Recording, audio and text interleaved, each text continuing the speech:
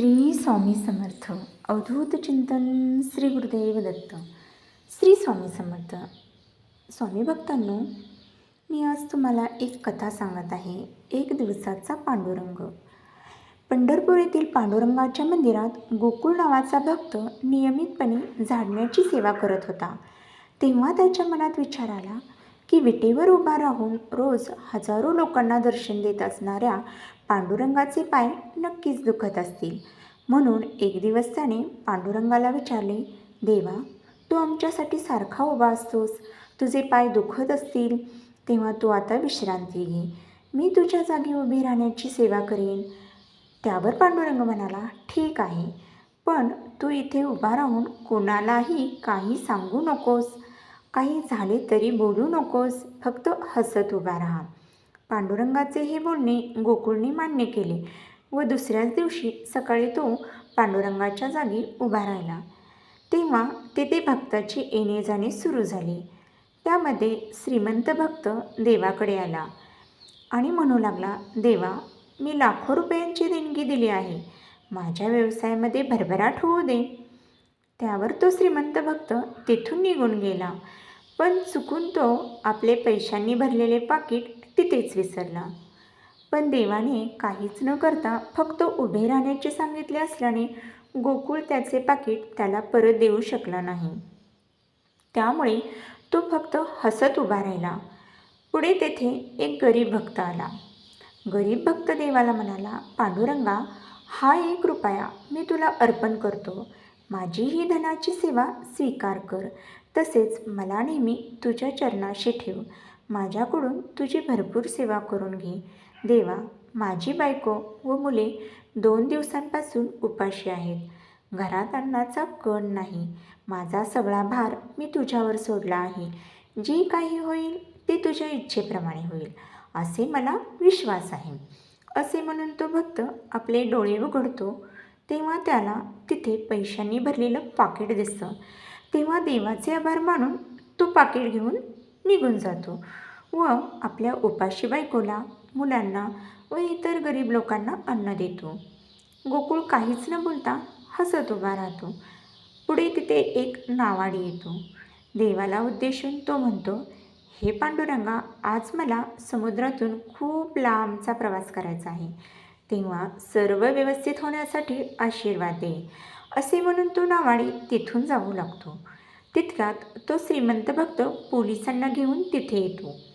तिथे पाकीट नसल्याचे बघून तो श्रीमंत भक्त पोलिसांमार्फत पाकीट चोरल्याच्या संशयावरून नावाड्याला अटक करतो. तेव्हा गोकुळला फार वाईट वाटते, पण तो काहीच करू शकत नसल्याने तो फक्त उभा राहतो. तेव्हा नावाडी देवाकडे बघून म्हणतो, पांडुरंगा, हा काय खेळ मांडला आहेस? मी काहीच नाही केले तरी मला ही शिक्षा? हे ऐकून गोकुळाचे हृदय गहिवरते.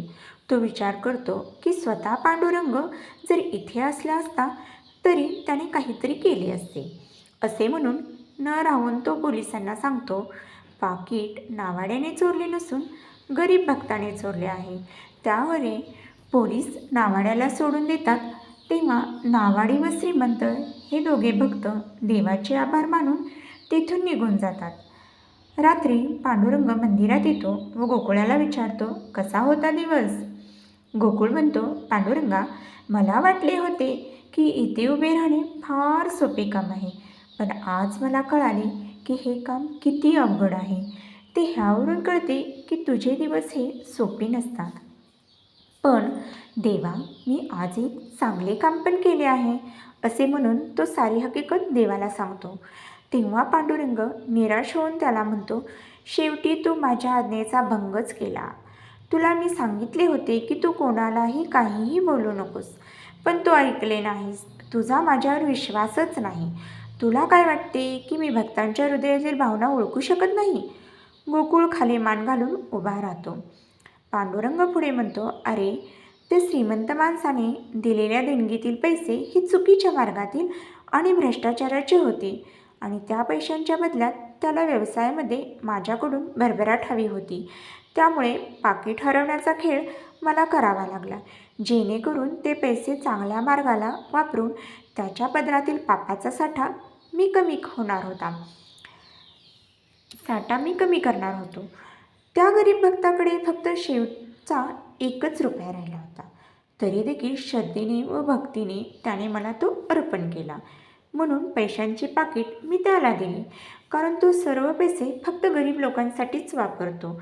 आणि त्याने तसेच केले. त्या नावाड्याने काहीही चुकीचे केले नव्हते, पण तो समुद्रामध्ये लांबच्या प्रवासाला जाणार होता आणि तेथील वातावरण आज खूप खराब होतं. मोठमोठ्या लाटा जोरजोराने वाहत होत्या. त्या परिस्थितीत तो आपली नाव वाचवू शकला नसता, तर त्याचा प्राण गेला असता. म्हणून मी त्याला अटक करण्याचा खेळ रचला, जेणेकरून तो तुरुंगात बंद राहील व मोठ्या संकटापासून सुटेल. पण तुला वाटले की आपण 1 दिवसाचा देव झालो, म्हणजे आपण सगळे समजू लागलो. पण तू तर सर्व खेळावर पाणीच सोडलीस आणि नेहमी जे होते तेच आज पण झाले. देव मनुष्यासाठी चांगले खेळ रचतो, पण मनुष्यच त्यावर पाणी सोडतो. या कथेतून तात्पर्य एवढेच की देव जे काही करतो ते फक्त आपल्या चांगल्यासाठीच करतो. आपण देवावर विश्वास ठेवून धीर बाळगला पाहिजे. श्री स्वामी समर्थ.